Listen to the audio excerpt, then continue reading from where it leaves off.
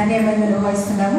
ముఖ్యంగా సంస్థ తరఫున ఉడతాభక్తిగా ఈ కార్యక్రమం మొదలుపెట్టినందుకు సోదరి సునీత గారిని అభినందిస్తూ, మీరు ఇంత చక్కగా విషయాలు మాకు చాలా చెప్పారు.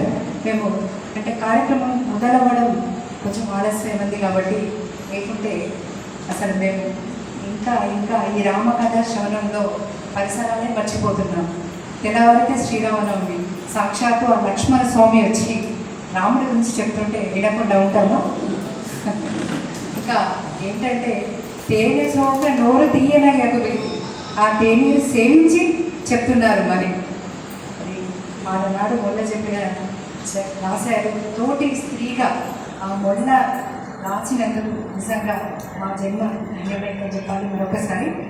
అయితే ఇక్కడ ఇంకొక విషయం గమనించాలి.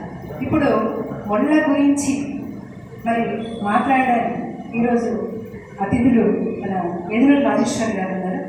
మొళ్ళ బంధువులే వాళ్ళు, సాక్షాత్తు మొళ్ళ బంధువే వచ్చారు.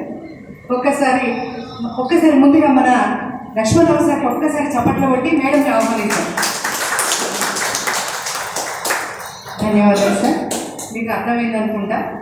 నిజానికి నేను ప్రసక్తి తీయను, కానీ ఆవిడ ఆ కులానికి చెందిన ప్రసక్తి ఏంటంటే అలా పాలు పంచుకోవడం ఈ విధంగా గర్వకారణం కాబట్టి నేను తీశాను, మన్నించండి.